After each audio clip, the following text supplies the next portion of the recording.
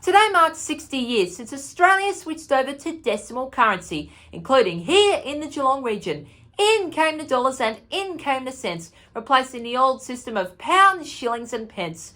But in this era of what is quickly becoming a cashless society, does cash still have any room left, or can it still thrive today? More importantly, is cash still king? In come the dollars, in come the cents, to replace the pounds and the shillings and the pence. Be prepared, folks, when the coins begin to mix on the 14th of February 1966. C-Day. Australians headed for their local banks to get their hands on new cash. Out with the old pounds, shillings and pence, and in with the new dollars and cents. Here's the $1 note, equal to 10 shillings, predominantly brown, with a portrait of the Queen and the Australian coat of arms on the front, and Aboriginal drawings on the back. See the new dollar notes on display at banks throughout Australia. It initially wasn't going to be the Aussie dollar though. In June 1963, Sir Treasurer Harold Holt announced that the new currency would be named the Royal.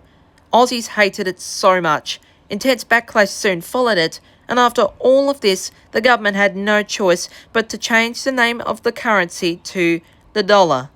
And why the change to decimal currency, you may ask? Mistakes are easily made in pounds, shillings and pence. Bosses get angry, and time and money are wasted. Housewives will find decimal currency simpler. Typists and clerks will find it easier. Time and money will be saved, and bosses will be happier. Stores continued to accept pounds, shillings and pence, which would run alongside the new dollars and cents offering, with both currencies running side by side for another 2 years. The old medium being fully phased out by 1968. Pounds, shillings and pence now no longer being accepted. When C-Day arrived on the 14th of February 1966, not only did Australians rush to their banks to get their hands on the new cash, but hole punches began being punched into the old money, £100 worth at a time, and then off to the furnace for burning. There'll be $1, $2, $10 and $20 notes. If only a man could get enough of them. It's a big change. $1 equals exactly 10 shillings. In $1 there are 100 cents.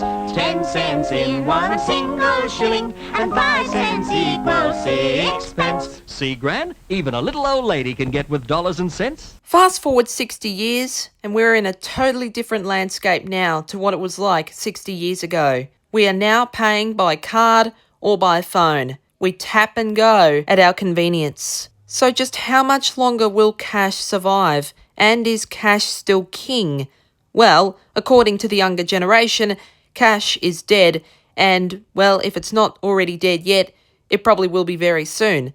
But there are demographics out there, particularly those in regional, rural and very remote areas of Australia, small businesses who rely on cash, the elderly and people with certain disabilities who absolutely rely on cash. No digital money crap, just good old cold hard cash. And to these communities, cash is still king in a sense. But as the major 4 big banks continue to shut regional bank branches right across the country, and with Bendigo Bank now taking part with their own, who knows just how much longer cash will last. It's an uncertain time at the moment for regional Australia, including in Geelong. But what is certain enough, the 14th of February 1966, whether you lived through it or not, will always remain an important day in Australia's history. So let's all raise a glass to 60 years of C-Day. On this day, 60 years ago, we switched to decimal currency. So much simpler. No more confusion with the old pounds, shillings and pence. Very simple and easy now with dollars and cents. May it live on for many more years to come.